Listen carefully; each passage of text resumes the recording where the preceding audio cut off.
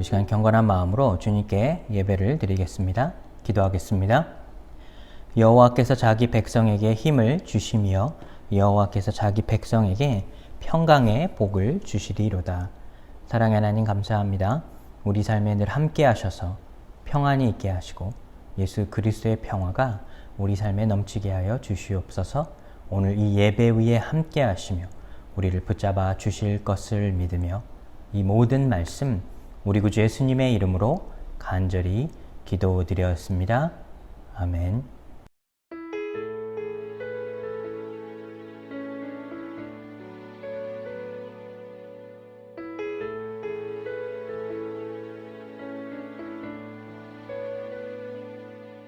나의 안에 거하라.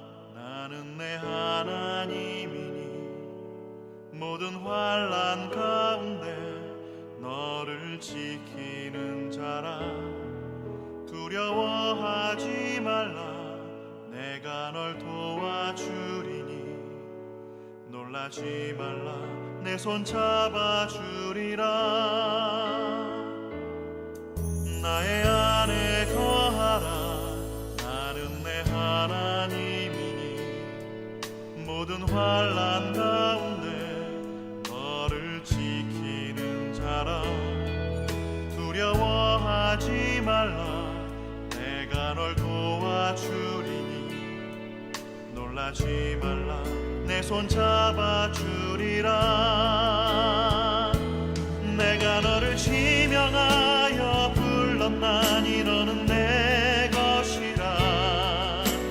내 것이라. 너의 하나님이라. 내가 너를 보배롭고 존귀하게 여기노라. 너를 사랑하는 내 여호와라.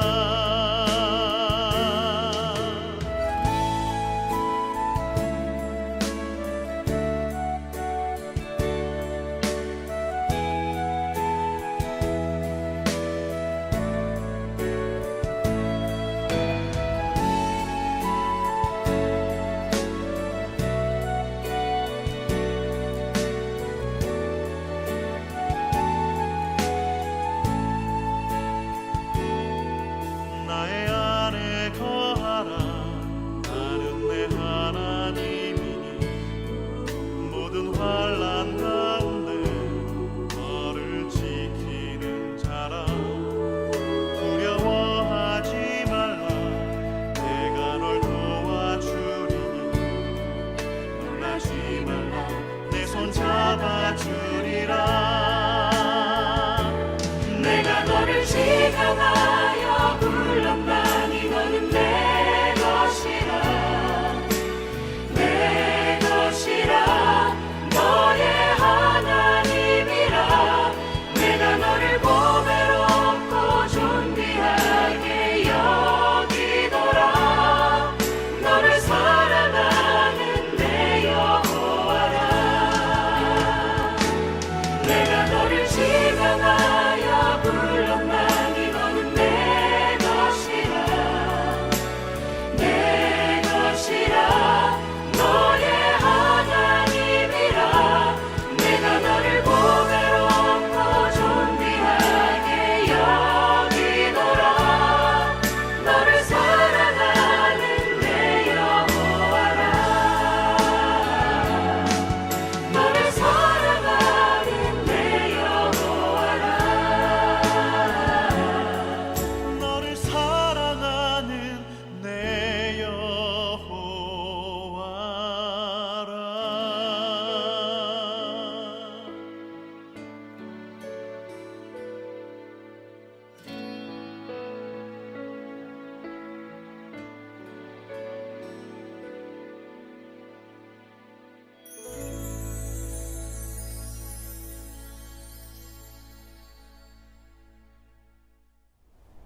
오늘 나눌 하나님의 말씀은 히브리서 11장 1절부터 3절 그리고 32절의 말씀입니다.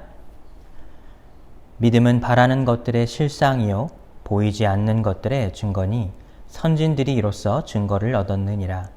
믿음으로 모든 세계가 하나님의 말씀으로 지어진 줄을 우리가 아나니 보이는 것은 나타난 것으로 말미암아 된 것이 아니니라.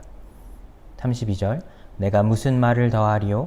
기드온, 바락, 삼손, 입다, 다윗 및 사무엘과 선지자들의 일을 말하려면 내게 시간이 부족하리로다. 아멘. 예수님을 구주로 믿고 믿음으로 동행하는 사람들에게는 성령의 열매가 맺히게 됩니다. 사도 바울은 갈라디아서 5장을 통해 9가지의 성령의 열매에 관해 말했습니다.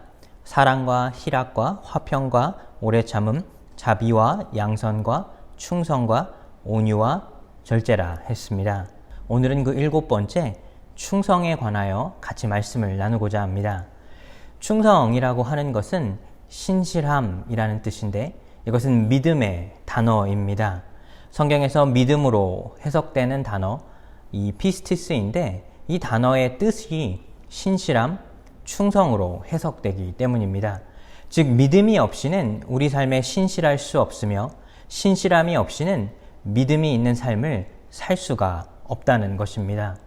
우리는 매일의 삶 가운데 신실하게 우리 믿음의 자리를 지켜 나아갈 수 있어야 하겠습니다. 믿음이라고 하는 것, 신실함이라고 하는 것, 어떻게 보면 언뜻 비슷하게 느껴집니다. 근데 또 이와 비슷한 단어가 하나 있습니다. 바로 열정입니다. 열정은 믿음과 신실함, 어느 정도 비슷한 부분을 가지고 있습니다. 사전적인 의미로 열정이라는 것은 열렬한 애정을 가지고 열중하는 마음이라고 합니다. 여러분은 여러분의 삶에 어떤 일에 열정이 있으신가요? 얼마 전 한국에서는 82의 나이로 이 고령의 나이로 수능을 치른 한 할머니가 크게 화제가 된 적이 있습니다. 이 할머니는 주중에 일하는 자식 내외를 대신해 이 손주들을 돌보고 밤늦게 공부를 해서 이 수능을 치르게 되었다고 합니다. 어렸을 때 전쟁이 나고 생활고를 겪으며 꼭 공부하지 못했던 것이 어른이 되어서도 나이가 먹어서도 한이 되었기에 이제는 기회를 보고 결국에는 이 수학 능력 시험을 치르게 된 것입니다. 이 할머니의 목표는 식품영양학과에 지원하고 또 입학하는 것입니다. 그리고 공부를 해서 자녀들과 손주들에게 더 건강한 음식을 제공하는 것이 이 할머니의 삶의 목표라고 합니다. 참 대단한 열정입니다. 열정이 있기에 이 할머니는 어떠한 상황 가운데에서도 공부하는 것에 집중하였고 결국에는 자신의 꿈을 이루기 위해 이 시험까지 치르게 되었습니다. 생각해보면 우리 삶엔 참 열정이 필요합니다. 열정을 통해 우리는 우리의 능력을 키울 수도 있고 조금 더 많은 공부를 할 수도 있고 돈이나 기술 등을 얻을 수도 있습니다. 지금보다 조금 더 나은 삶을 살아갈 때 필요한 것이 바로 이 삶의 열정이라고 할 수가 있습니다. 요즘 세상은 이 열정이 참 중요한 세상인데 열정만 있으면 배우지 못할 것, 또 할 수 없는 것이 없다고도 합니다. 책방에 가봐도 자기 개발서들이 참 많이 있습니다. 어떻게 조금 더 나은 삶을 살 것인가, 또 유튜브나 각종 다양한 미디어를 통해 새로운 것들을 배울 수도 있습니다. 음식을 잘 만들 수도 있고 꽃을 잘 기를 수도 있고 이 모든 것들을 개발하고 또 발전시킬 수 있는 것이 바로 우리 삶에 열정만 있다면 다 가능해 보입니다. 열정이라고 하는 것은 현재의 나의 삶에 집중하여 미래에 내가 되고 싶은 나를 꿈꾸고 기대하는 삶이라 할 수가 있습니다. 우리 삶의 열정이 참 중요합니다. 열정과 이 노력으로 얻어낼 수 있는 삶의 긍정적인 것들이 많이 있기 때문입니다. 그런데 이 열정만으로 충분하지 않을 수도 있습니다. 분명히 열정이 있었지만 어느 것에 열정을 쏟아 내 삶의 모든 것을 투자했지만 결국에는 열정이 식을 수도 있고 열정 가운데 그 일을 이루지 못할 수도 있습니다. 그렇게 되면 좌절할 수 있으며 남과 나의 삶을 비교할 수도 있고 더 나아가서는 이 우울증에 빠질 수도 있습니다. 내 노력으로 내 열정으로 내 삶을 변화시키는 것이 중요하지만 사실 열정만으로만 내 삶을 변화시킨다는 것은 결코 쉬운 일이 아니라는 사실입니다. 성경은 우리에게 이 열정보다 더 중요한 것이 있다고 말합니다. 바로 신실함, 믿음입니다. 열정이 나의 삶에 오로지 나에게만 집중하는 것이라면 믿음은 나를 만드신 하나님에게 집중하는 삶을 말하는 것입니다. 기독교인들의 삶은 세상을 향한 열정으로 내 삶의 변화를 이끌어내는 것이 아니라 나를 만드신 하나님을 향한 그 신실한 믿음으로 내 삶의 변화를 경험하게 되는 것입니다. 오늘 말씀을 나눌 이 히브리서 11장은 흔히 믿음장이라고 합니다. 이 히브리서 11장에는 이 믿음의 이 선조들이 쭉 나열되게 되는데 이들은 참 믿음의 신실한 삶을 살았던 사람들입니다. 아벨은 믿음의 제사를 드렸던 사람이죠. 에녹은 죽지 않고 하나님을 만난 사람, 노아는 믿음으로 방주를 만들었던 사람, 아브라함은 자신의 형제 고향을 떠나 주님과의 약속을 믿고 떠나갔던 사람입니다. 모세 또한 이 수백만의 사람들을 출애굽시킨 아주 위대한 신실한 리더입니다. 이 모두가 완벽하지는 않았지만 하나님을 향한 신실한 믿음이 있었기에 그들의 삶에 큰 변화를 경험하였고 그 변화를 통해 타인에게까지 영향을 끼쳤던 사람들입니다. 그런데 이 믿음의 사람들이 쭉 나열되어 있는데 이 중에 좀 잘 이해가 가지 않는, 언뜻 잘 맞지 않은 것 같은 그런 한 사람이 등장하게 되는데 그 사람은 삼손입니다. 삼손은 철저하게 세상적이고 세속적인 삶을 살았던 사람입니다. 물론 그에게는 열정이 있었습니다. 삶에 대한 열정이 있었지만 그것은 하나님을 향한 신실한 믿음이라기보다는 세상을 향한 그의 욕망과 야욕이라 할 수가 있습니다. 사실 삼손의 삶을 들여다보면 그는 나시린으로서의 특권과 의무가 주어진 삶을 살게 되었습니다. 13명의 사사 중에 가장 큰 특권을 가진 사람을 꼽아보자면 그 사람은 바로 이 삼손일 것입니다. 그에게는 남들과 비교할 수조차 없는 막대한 힘이 있었고 그는 또 지혜가 있는 사람이었습니다. 그러나 나시린으로서 또 지켜야 할 의무가 있었습니다. 하나님은 나시린들에게 포도주를 멀리하고 부정한 것들을 멀리하라 말했습니다. 또 여인들을 멀리해야 하고 스스로 경건한 삶을 살아야 한다라는 그런 의무가 주어졌지만 사실 삼손의 삶은 그런 것들과는 거리가 먼 삶을 살았습니다. 우리는 삼손의 삶을 통해서 신실함 또 믿음이라고 하는 것이 구체적으로 어떤 것인지 우리는 어떻게 그것들을 지켜낼 수 있는지를 배워볼 수가 있습니다. 우리가 삼손의 삶을 통해 배울 수 있는 것, 깨달을 수 있는 첫 번째는 바로 기도 없는 열정은 우리 스스로를 망가뜨릴 수 있다는 사실입니다. 하나님은 삼손에게 그 누구도 부정할 수 없는 은사를 주셨습니다. 그는 그 누구보다 강하고 또 힘이 있는 사람이었습니다. 당시 이스라엘은 하나님께 자신들을 통치할 왕을 달라 했는데 왕이 세워지기 전에 이스라엘을 이끌었던 사람들을 이 흔히 사사라 했습니다. 삼손은 다른 모든 사사들 중에서도 굉장히 독특하고 아주 특이한 하나님의 은사를 받게 되었는데 그에게는 지혜와 능력 또한 있어 사실 그 누가 보아도 그가 왕이 될 만한 사람이었습니다. 삼손은 블레셋 30명이 맞추지 못했던 수수께끼를 내기도 했습니다. 그에게는 지혜가 있었죠. 그리고 블레셋 사람 30명과 싸워 이기고 나귀 턱뼈 하나로 1000명을 무찔러 싸워 이겨냈던 엄청난 힘을 가지고 있던 능력이 있던 사람이었습니다. 그 누구도 부정할 수 없는 하나님께서 주신 특별한 은사가 있었던 것입니다. 그런데 삼손은 엉뚱한 곳에 그의 열정을 쏟았습니다. 눈과 귀를 쫓으며 하나님의 것을 찾지 못한 삶을 살았습니다. 나시린으로서 세속적인 삶을 멀리하라 말했지만 하나님 앞에 신실한 삶을 살지 못했습니다. 삼손은 하나님께서 주신 그 은사로서 얼마든지 더 많은 것들을 이뤄낼 수 있었지만 그는 자신에게 금지된 것, 자신의 눈에 만족이 되는 것만 쫓아 삶을 살았다는 것입니다. 히브리서 11장 1절에 보시면 믿음은 바라는 것들의 실상이요 보이지 않는 것들의 증거라 했습니다. 하지만 삼손의 삶은 그와 정반대되는 삶을 살았습니다. 육적이고 쾌락적인 것만 쫓아 삶을 살았습니다. 늘 자신의 열정을 쫓아 살았지만 하나님의 것을 추구하며 삶을 살지는 못했습니다. 그렇습니다. 우리 믿음의 삶에도 중요한 것이 있다면 우리의 열정의 대상이, 우리가 열정을 가지고 있는 그 대상이 바로 내가 또 기도하는 대상이냐라는 것입니다. 사사의 이야기 중 가장 많이 차지한 이 삼손의 이야기는, 삼손은 다른 모든 것들에 열정이 있는 사람이었습니다. 그러나 하나님에 대한 열정은, 기도하는 열정은 없었다는 사실입니다.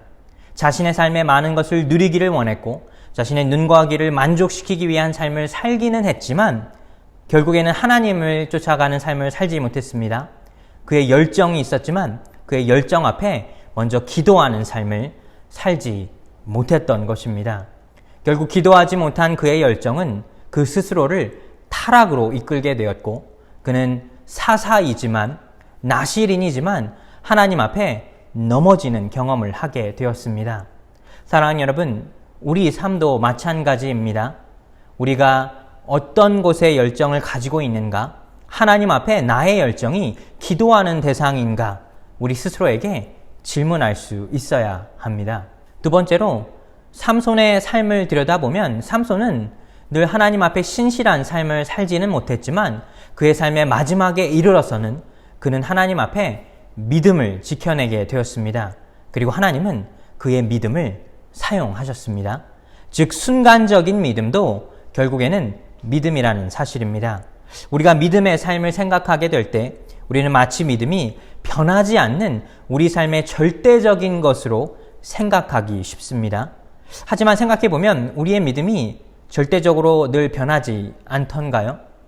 우리는 어려운 상황 앞에서 또 때로는 우리의 믿음이 연약해지는 모습을 곧잘 발견하곤 합니다. 우리 스스로 깨달아야 할 부분은 우리는 절대 변하지 않는 사람이 아니라는 것입니다. 나의 믿음이 연약할 때도 있고 또 나의 믿음이 굳건할 때도 있습니다. 하지만 그 모든 상황 위에 계신 하나님을 의지할 수 있어야 한다는 것입니다. 구약 성경에서 말하는 신실함, 이 충성은 늘 약속을 지키는 하나님의 신실함과 깊은 연관이 있습니다. 시편을 들여다보면 시편의 저자는 여러 곳에서 하나님의 신실함, 하나님의 위대하심을 찬양하게 되었는데 왜 그런가 하면 하나님은 어떤 상황 속에서도 변하지 않는 그런 절대적인 분위기 때문입니다.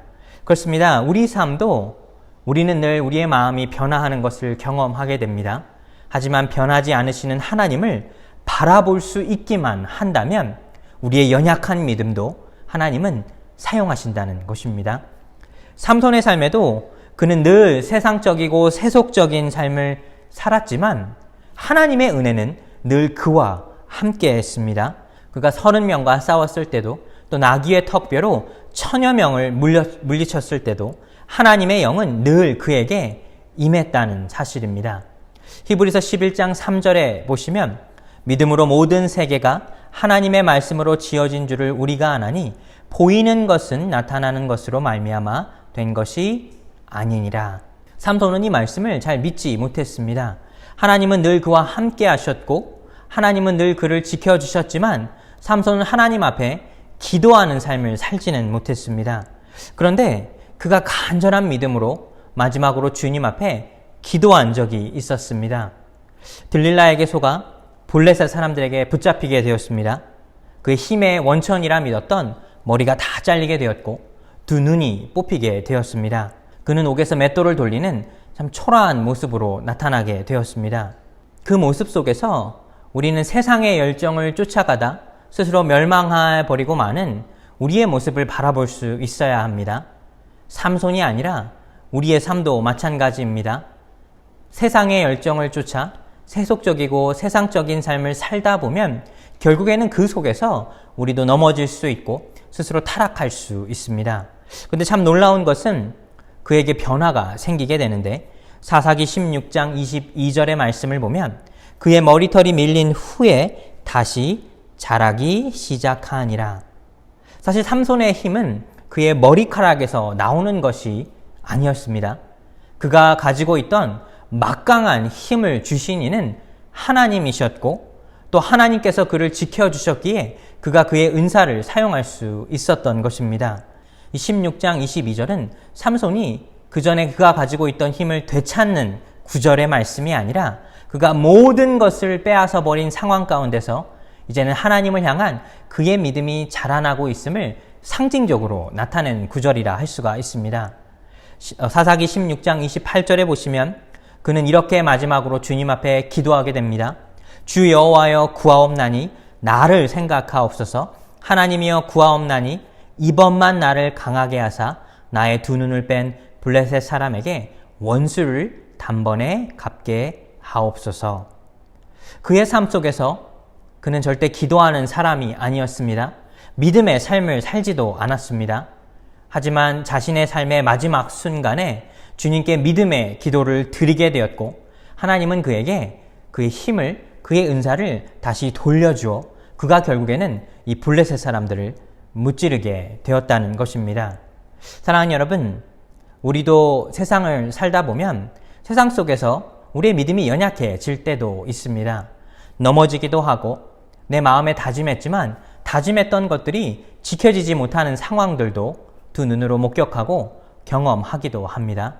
하지만 그런 상황 가운데에서도 우리는 우리의 믿음의 자리로 한 발 내딛게 될 때 그 연약한 믿음이지만 그 작은 믿음이지만 하나님은 그 작은 믿음의 첫 발을 그 믿음의 기도를 들어주신다는 사실입니다. 삼손의 삶은 어떻게 보면 세상적인 열정으로 그가 모든 것을 잃어버린 삶을 산 듯했으나 그의 마지막에서는 그는 하나님 앞에 믿음의 기도를 드리게 되었고 하나님은 그를 사용하여 이 이스라엘의 적 블레셋을 무찌르게 되었다는 사실입니다. 결국에는 그가 사사로서의 역할을 수행했다는 사실입니다. 사랑하는 뉴욕 주소만교회 성도 여러분, 우리 삶에 가장 필요한 열정은 나 자신을 개발하고 내가 조금 더 많은 것을 배우고 또 깨닫는 그런 열정이 아니라 하나님을 향한 열정이 회복되어야 합니다. 우린 하나님을 향한 그 열정이, 신실함이 회복되게 될 때 하나님께서 우리의 연약한 믿음의 모습마저도 사용하실 수 있다는 사실입니다. 오늘 하루의 삶을 사시면서도 나의 열정을 쫓아가는 삶을 살아가는 것이 아니라 신실하신 하나님, 절대 변치 않으시는 하나님을 바라보며 하나님을 향한 열정이 회복되시는 여러분과 제 삶이 되기를 예수 그리스도의 이름으로 축복하여 드립니다. 기도하겠습니다. 사랑의 하나님 감사합니다. 우리 삶에 열정이 회복되게 하여 주시옵소서. 나 자신을 위한 열정이 아닌 하나님을 향한 그 믿음의 열정이 회복되게 하시며 주님, 우리가 비록 연약할지라도 우리의 신실함, 우리의 충성을 주님께서 사용하여 주시옵소서. 오늘 하루도 연약하지만 믿음의 삶을 살기를 원하며 이 모든 말씀 우리 구주 예수님의 이름으로 간절히 기도드렸습니다. 아멘.